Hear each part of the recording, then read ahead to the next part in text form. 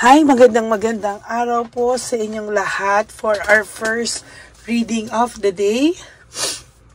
Tingnan po natin kung ano po ang makikita natin for our first reading for the day today. No? Ay nako, ayaw na naman po nito, no? Lagi na lang pong ganito to. Kailangan po hawakan maigi. Ayan, okay.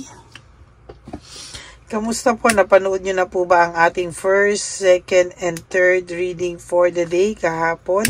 Bago po kayo tumalon dito sa ating first reading of the day today, no?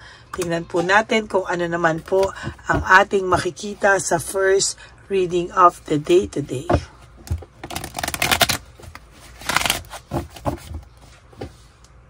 Sana po kayo ay nakarelate sa ating mga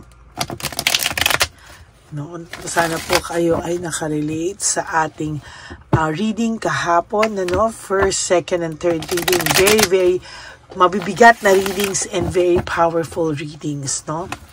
So, ayan po, no? Tingnan natin, no? Kung ano po ang ating makikita, no? 1, 2, 3, 4, 5, 6, 7, 8, 9, and 10. 1, 2, 3, 4. Ala, bakit sumobra? 1, 2, 3, 4. Mali. Ibang cards pala gagamitin natin. Ito po.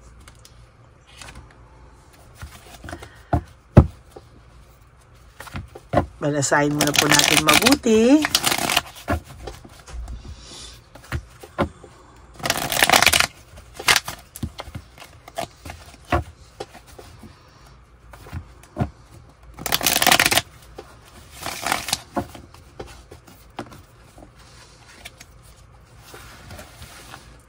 Okay.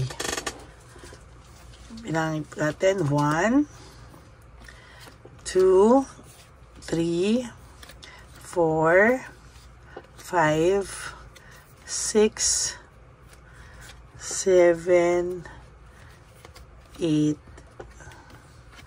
9, and 10. Yan, okay. Buksan muna po natin to. Maglagay tayo ng bagong kandila. Ayan, no? Okay. So, lipitin muna po natin to.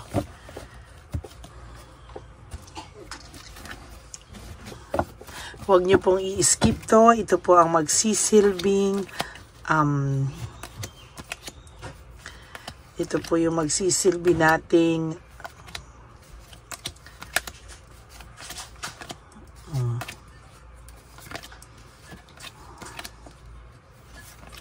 ay sorry po, connection sa isa't isa. There you go. Forgiveness and recovery, no? So nakikita ko po sa mga oras na ito po ngayon, nakikita ko po na, gawin na lang po natin tong second reading of the day, no? Kasi po gusto ko pong mag-live, no, na reading of the day. Kaya ngayon ay gawin na lang po natin tong second reading of the day because yung live kanina will be the first, yung live mamaya will be the first reading of the day, no? Forgiveness and recovery. Ang tao pong ito, sa totoo lang, gusto niya po talagang magkaroon kayo ng kapatawaran. Pero parang ayaw niya po sa kanya manggaling, no? Ang gagawin po dito, magpapakita po siya sa iyo ng mga kayabangan, ng galit-galitan, para po ang mangyari po talaga sa inyo ay somehow, kayo po yung tipo ng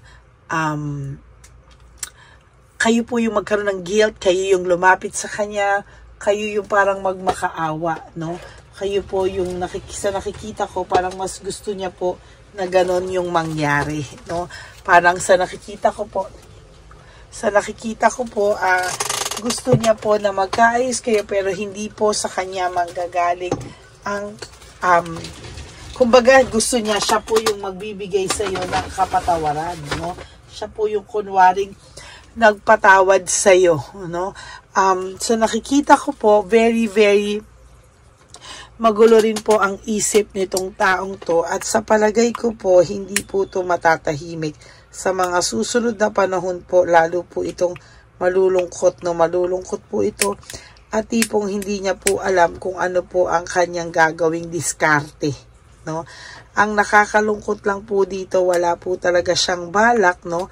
Wala po talaga siyang balak na aminin yung mga kasalanan niya. Ang nangyayari po dito, ang gusto po niyang mangyari, siya po yung magbibigay sa iyo ng kapatawaran, at ikaw po yung manghihingi sa kanya ng sorry, o gagawin niya po kasalanan mo lahat, isisisi niya lahat sa iyo, papakita niya po na ikaw po yung may atraso sa kanya, para po sooner or later, ikaw po ang hihingi sa kanya ng kapatawaran, which is, ayan po ang hindi pwedeng mangyari, no?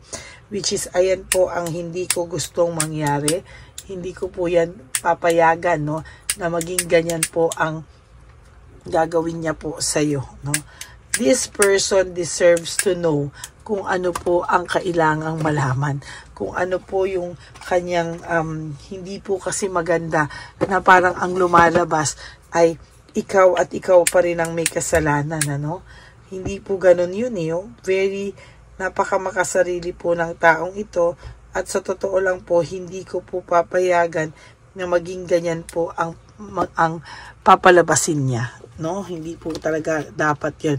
Actually, ayan, no, naging mabuting tao ka sa kanya, lahat binigay mo, lahat shinare mo, lahat no, na dapat sa'yo na lang, lahat ay talagang tinulungan mo ito, shinare mo sa kanya lahat, tapos ngayon po ay ang sama-sama niya, talagang ikaw pa po yung ang yabang, no? Napakayabang nitong taong to, at pakiramdam niya po, no? At pakiramdam niya po ay hindi mo kayang mawala siya, at talagang dadaanin ka niya po sa kahinaan mo. Bibisiting ka po nito para mag-isip ka na mag-inis, at talagang ikaw na po yung hahabol sa kanya sa huli. Yan, no? Yan po ang hindi ko gusto sa style niya, no? Parang wow, talagang ipapakita niya pa po sa iyo ay ikaw pa po yung may kasalanan, may atraso sa kanya, no? Bakit kaya may mga ganitong klaseng tao, no, na hindi na lang aminin kung ano yung kasalanan nila, at kailangan pang palabasin na sa lahat ng kabutihang ginawa mo, sa lahat ng mga kabutihan at mga talagang ikaw yung naging mabuti sa kanya, pero ang gusto niya pong palabasin ay ikaw yung naging nagkulang sa inyong dalawa, ikaw yung may kasalanan, masaya na siya, etc., etc., at ikaw yung dapat na mamproblema, hindi siya, no? Parang hindi ko gusto yung style niya na ganyan, no? Parang napakapangit po, no, ng ganyang mga klase ng tao, mga diskarte niya sa buhay, antindi. No, kung ganyan lang din po ang gagawin niya sa iyo, might as well hiwalayan mo na po talaga ang taong to. Hindi po siya makakatulong sa iyo, at lalong-lalo na po, no, pahihirapan niya lang po yung buhay mo, no? Ang gagawin niya po sa iyo, totally gagawin niya pong disaster ang buhay mo, no? Ang gagawin niya po ay patuloy na patuloy ka lang niyang sasaktan. Yun po ang hindi ko gusto sa kanya, no?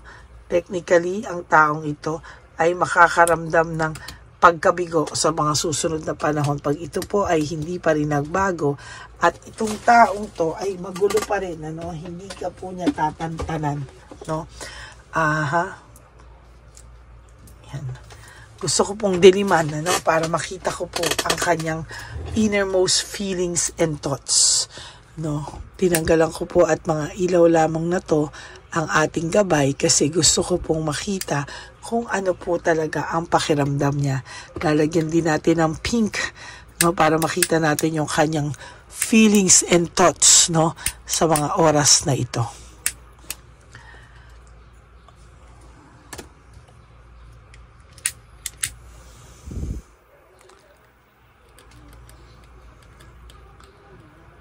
gusto kong makita talaga ano ba ang intensyon nitong taong ito. At titingnan natin kung itong tao bang ito ay talagang wala man lang konsensya.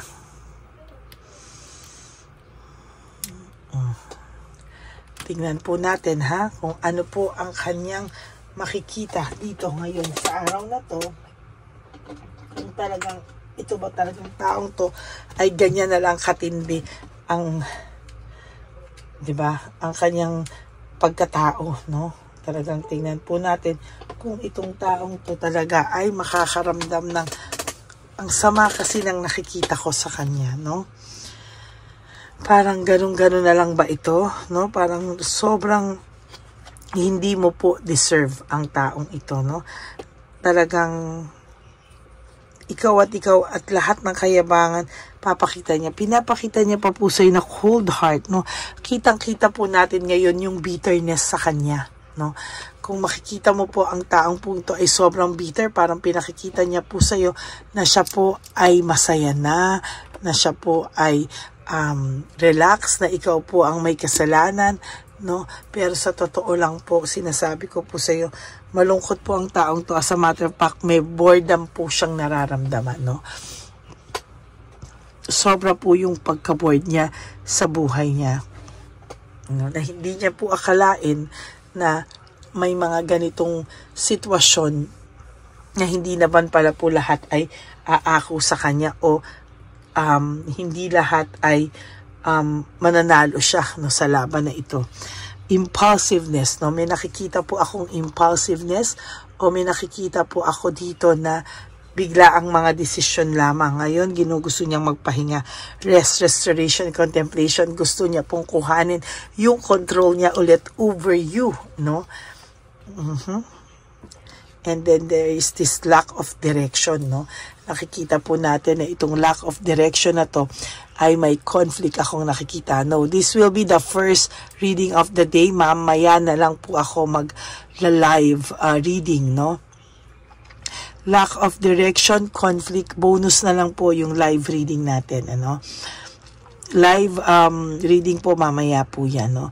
Yung lack of direction, conflict, ito po yung nakikita ko, no, na patuloy po siyang mawawala ng direksyon sa kanyang buhay. Patuloy po siyang mamalasin sa kanyang buhay, at talagang sa nakikita ko po ay yan ang mangyayari. Hindi po niya makikita kung ano po ang tamang direksyon hanggang hindi po siya magsusorry sa iyo.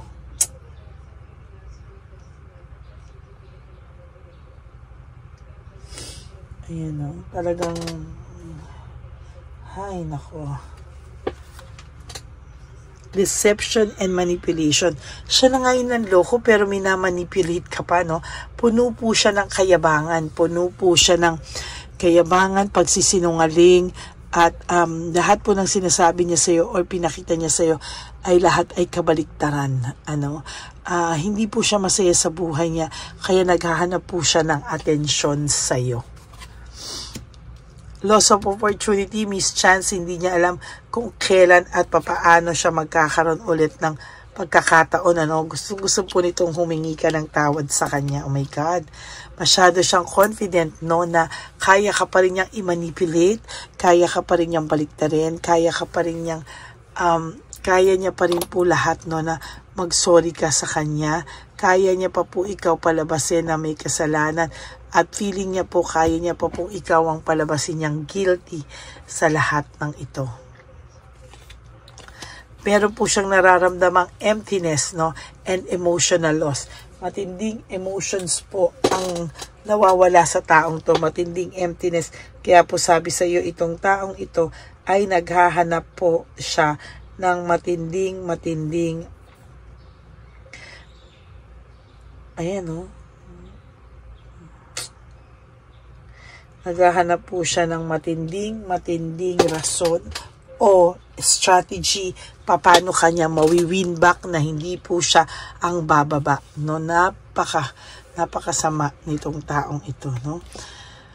Hope, reaching out, this person wants you to reach out naman daw sa kanya, no? Inaantay niya na ikaw naman ang mag-reach out sa kanya nasabi ko po sa inyo, huwag niyong gagawin, ha. Hayaan niyo po siya. At sinasabi ko sa iyo, siya po ay confused ngayon. Marami po siyang problema, maraming mga brutal na nangyayari sa kanyang buhay sa ngayon. Ano? There is this panic, nagpapanik po siya. No? Hindi niya po alam kung ano po ang kanyang gagawin sa mga susunod na araw at panahon sa buhay niya. No? So nakikita ko po dito ay matindi po ang dalangin niya, no, na magparamdam ka at gumana ang mga ginawa niyang mga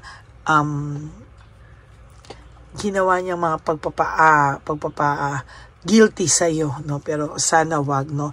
Si totoo lang, ang dami mong sinacrifice sa taong to. Naging martyr ka na nga sa taong to, pero sinaktan ka pa niya ng bonggang-bongga, no. At sa pananakit niya sa iyo ng ganyan, talagang hindi mo deserve na ikaw pa ang lumapit sa taong ito, no? Nag-hold on lang po siya, nag-aantay siya kailan ka lalapit sa kanyang kapal, no? Medyo nakakapalan po ako sa taong ito at sinasabi ko po sa iyo, no, failure, no? Gawin mo po siyang failure na hindi po ikaw ang lalapit sa kanya, hindi kagana yung kanyang strategy na baliktarin ka para ikaw ang humabol sa kanya at ikaw ang ikaw pa po ang hinihintay niyang humingi ng tawad sa kanya, kaya binabaliktad niya at pinapakonsensya kanya. Kunwari siya ay pagod na pagod, gusto niya ng rest, no, contemplation, parang yung kanina nating card, no, parehong-pareho po, no. Ang tao pong ito ay naghihintay, nagre-reflect, no, kung kailan at paano daw, no, ikaw mapapabalik sa kanya nang hindi po siya lalapit sa iyo. Well, in fact, ayoko po na ikaw ang lumapit sa taong ito. Okay?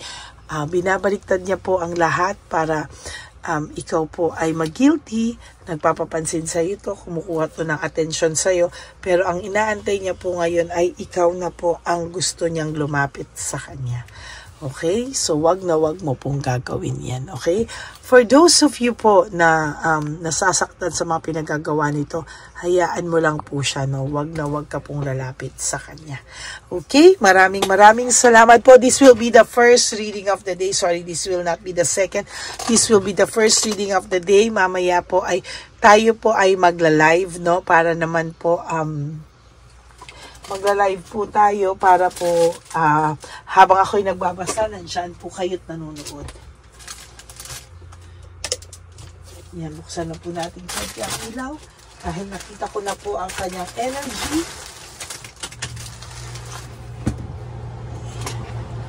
Okay, maraming salamat po sa inyong lahat. And for those of you who would like to have a private reading with me, you can message me po at Ladyly Elena, that's L-A-D-Y-L-Y Elena. Nasa dulo po yan ng ating video. Diyan nyo lang po ako makukontak. That is my official and only legit FB and Messenger account. Yung Lady Elena po na nireport natin, dapat pala po sa Messenger dahil dyan po siya nang i-scam, no? Lalo na po yung mga hinihingan niya po ng pera. Okay? Maraming salamat po sa inyong lahat. At pinakita ko po yan para hindi kayo magkamali. And sa akin naman pong mga ever loyal, solid, faithful na Lady Elena family, I love you all from the bottom of my heart. And thank you po for not skipping ads. Tulong nyo na po yan sa ating channel. At maraming salamat po sa inyong lahat. And God bless you all. Okay? Ang lagi ko pong payo sa inyo is just to live one day at a time. Tulong nyo na po yan sa sarili nyo na huwag kayong mag-isip at talaga naman po sinasabi ko sa iyo ay magiging maayos po ang lahat. Maraming salamat po sa inyong lahat. And life is too short. Don't make it shorter by stressing yourself from all the pains and heartaches na binigay sa inyo ng kahapon. Just surrender everything to the divine universe and just let go and let God write your life and love story. I will be back po for another set of reading. Huwag po kayong malulungkot, ha. Ako po ay magbabalik. Please, no skipping of ads po. Maraming salamat po sa inyong lahat. God bless you all. Magandang gabi po ulit sa inyong lahat. Ako po ay muling nagpapaalala sa inyo na mayroon pong lumalabas sa FB at Messenger account na fake account po, no, nang hihingi po ng $25 through PayPal at hindi po yan totoo.